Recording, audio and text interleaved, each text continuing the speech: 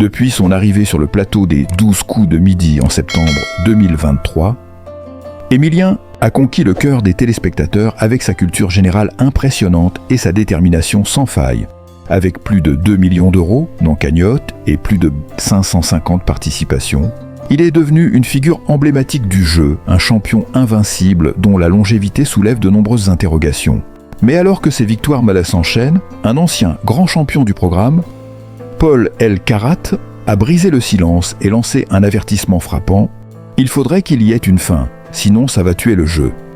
Dans cette déclaration sans détour, Paul Elkarat, lui-même légende des 12 coups de midi, soulève une question cruciale. Jusqu'où peut-on aller lorsqu'un champion devient trop incontournable ? Est-ce que la domination d'Emilien menace l'essence même de l'émission ? Dans cet article, découvrez les coulisses de cette polémique et les raisons qui poussent certains à réclamer une fin pour ce parcours exceptionnel. Abonnez-vous pour ne rien manquer de cette réflexion qui pourrait bien changer l'avenir des 12 coups de midi. Emilien, ce prodige des 12 coups de midi, semble inarrêtable. Depuis son entrée en septembre 2023, il a pulvérisé tous les records. Une cagnotte vertigineuse de plus de 2 millions d'euros, 550 participations, et une maîtrise du jeu qui force l'admiration, ou l'irritation, car là où certains voient un champion hors norme, d'autres y voient un danger pour l'émission. Paul Elkarat, l'un des plus grands maîtres du jeu, n'a pas mâché ses mots. Dans une interview exclusive donnée à Buzz TV, il a déclaré « Il faudrait qu'il y ait une fin, sinon ça va tuer le jeu. Personne ne va être en mesure de remonter. » Ces mots frappent comme un coup de tonnerre, ouvrant une porte à une réflexion qui pourrait bouleverser l'avenir du programme et de son champion. Emilien n'est pas seulement un champion, il est devenu une légende vivante de l'émission. Il a dominé le jeu avec une aisance impressionnante, enchaînant les victoires et des centaines de questions de plus en plus complexes.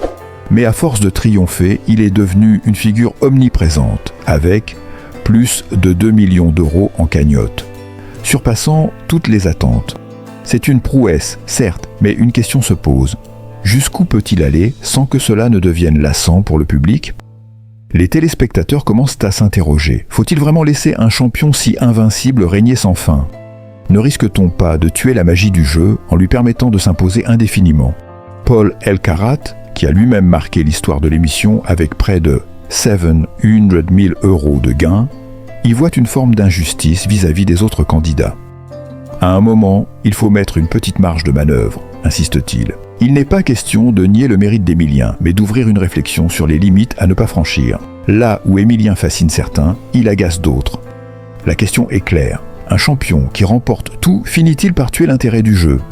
Les téléspectateurs sont en proie à des sentiments contradictoires. Admiration face à son savoir impressionnant, mais aussi frustration de voir un seul candidat dominer de manière aussi absolue. Dans cette position, les 12 coups de midi risquent de se transformer en une simple répétition de victoire, sans suspense. La crainte est là. Le jeu deviendra-t-il ennuyeux ? Paul Elkarat semble ne pas se tromper lorsqu'il parle de l'impact sur l'émission. À force de trop briller, Emilien pourrait bien en faire une arme zone de confort, où les autres joueurs n'arriveraient plus à se mesurer à lui, rendant l'émission moins intéressante pour le public. Le cas d'Emilien soulève une problématique plus vaste. Il n'est pas le premier à franchir des records dans l'histoire des 12 coups de midi. Mais il semble incarner une nouvelle ère de domination sans fin. Pourtant, dans cette longévité inédite, il y a aussi un message fort à comprendre.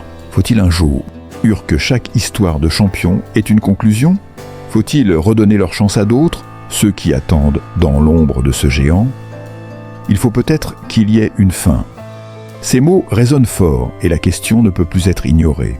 Si la fin d'Emilien doit venir, comment cela se fera-t-il ? Un duel épique, une question fatale, ou un changement radical de format ? Le 1er avril 2025, Emilien a failli commettre une erreur fatale lors d'une question d'histoire. Un instant de doute, une seconde de fragilité. Cela n'a échappé à personne, et certains ont vu dans cette erreur un signe. Les géants tombent aussi. Paul Elkarat a quitté l'émission en 2019 après une erreur similaire. C'était un moment intense, où l'humilité face à l'erreur a pris toute son ampleur. Mais Emilien, fidèle à sa réputation, a rapidement rectifié le tir. Il est toujours en place, triomphant encore et encore. Mais à quel prix pour le jeu ? Le format du jeu qui a fait la gloire de Les 12 coups de midi pourrait-il être en train de s'essouffler sous la domination d'un seul champion? Paul L. Carat, tout en respectant la performance d'Emilien, alerte sur un phénomène qu'il connaît bien: l'épuisement du public. Il y a un vrai danger que l'adhésion se fasse moins forte au fur et à mesure des victoires d'Emilien. Il est temps d'entendre les voix des spectateurs, ceux qui ont soutenu les champions d'hier. Car la fin de l'aventure d'Emilien pourrait marquer un tournant décisif pour Les 12 coups de midi. Faut-il vraiment qu'il parte pour que l'émission retrouve sa dynamique? Cette réflexion est loin d'être terminée. Les 12 coups de midi se trouvent à un carrefour et la suite de cette aventure promet d'être palpitante. Peut-être que la fin du règne d'Emilien marquera le début d'une nouvelle ère pour le jeu. Mais avant cela, attendez-vous à des rebondissements inattendus. Restez connectés, abonnez-vous pour ne rien manquer.